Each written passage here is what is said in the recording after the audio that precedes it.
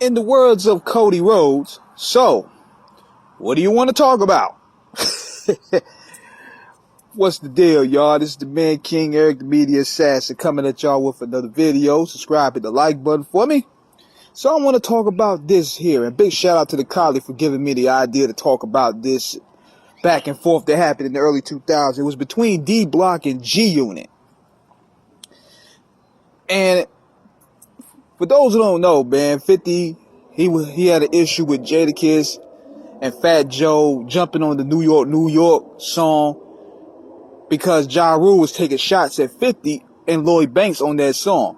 So by association, 50 considered them a target. Even though they said they just did the song just to show unity in New York, 50 was like, nah, you standing next to that nigga, y'all got to get it too. So he used them as a part of the rollout for the Massacre album.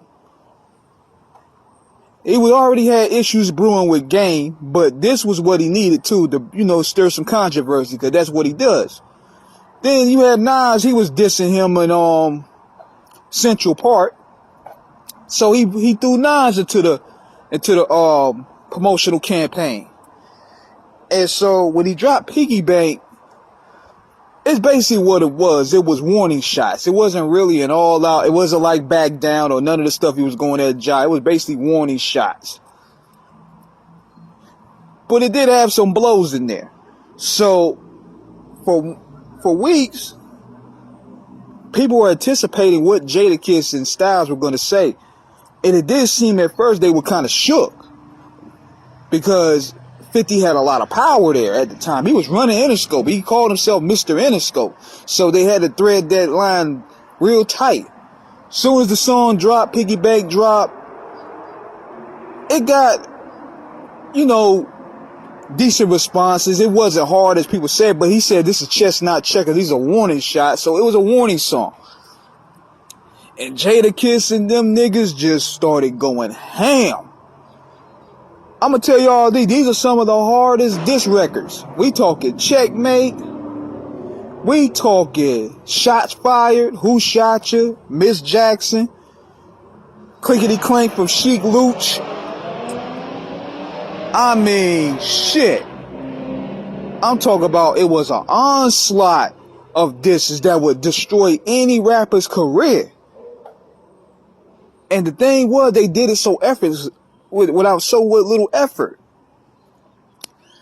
But I was thinking, damn, there's no way in hell 50 could come back from this. But the old saying, that Tupac said it best: make sure your money is right before you go to war. And just when you thought 50 was out for the count, because let me keep it real, Miss Jackson and Who Shot You, that knocked that nigga down. He came back with I Run New York. And one thing about this song, it was so clever. First of all, he picked the right beat for this shit. He picked Mobb Deep's Cobra beat. One of the hardest beats that Havoc done. And the way Fifth, he opened the song was dope. When I wake up, I stare at the ceiling. I'm alive. With a billet for funeral, I put on my vest on, right on before I put on my drawers. It's a habit I always prepare for war. Then he started talking to Jadakiss like he was his employee. Boss nigga shit. He said, man, I run Interscope. Jada's trying to ignore me. He's nothing but another disgruntled employee. Been in the game 10 years and he still ain't rich. Even his mama upset that he still ain't shit. Then he was also saying, one word out of your mouth, I'll push Styles shit back. That nigga got the authority to push Styles' album out and get him moved off the label. And it did happen. After a while, The Lock started going through problems with Interscope. Styles did. And then he said, cause he ain't got none of that shit he got and all the varsity shit, none of them hot. Then also with Tony Ayo, his verse was hard too, but the chorus also was also hard hitting as well. He said, yeah, nigga, I live in Connecticut, but I run New York. Think about that. He said, I live in Connecticut, but I run New York. Meaning that they still have the street presence already locked in.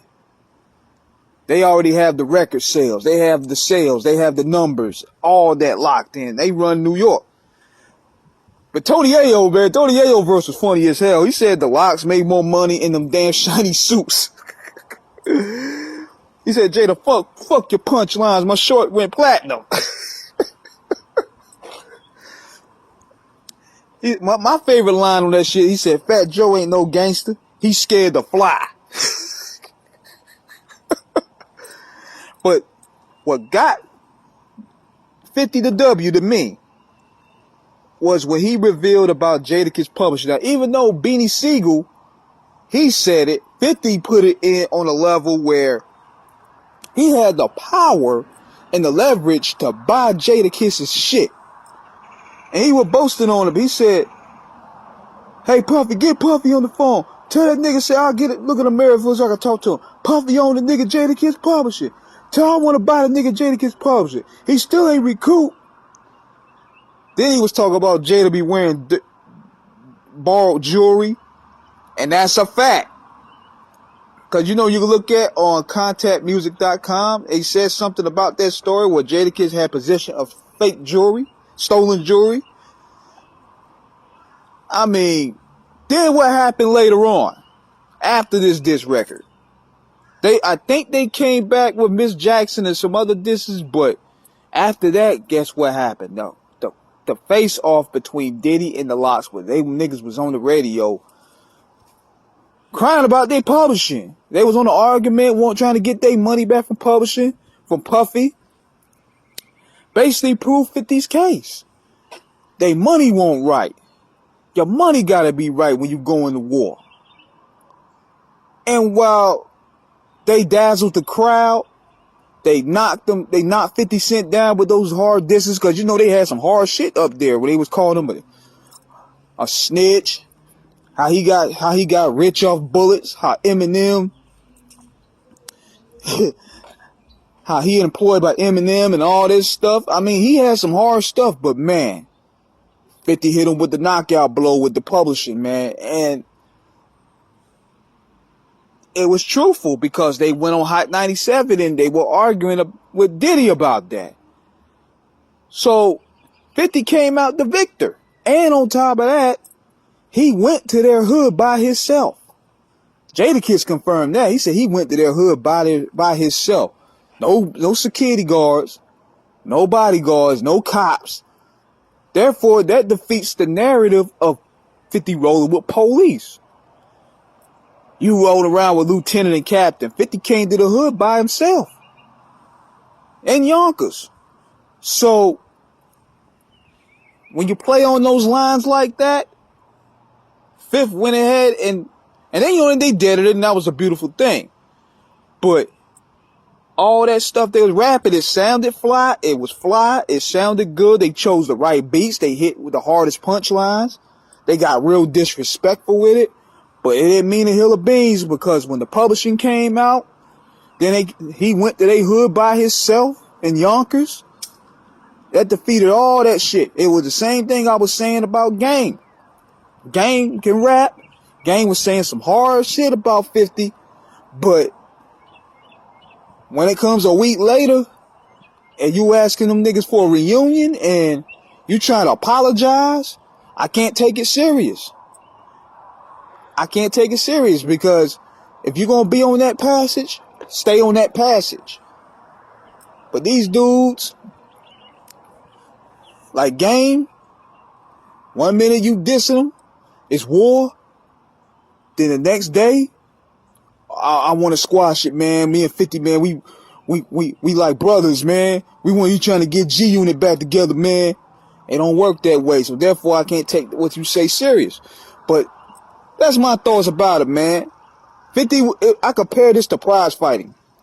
They knocked 50 down. 50 got back up, hit him with the haymaker, with I Run New York, and that was that.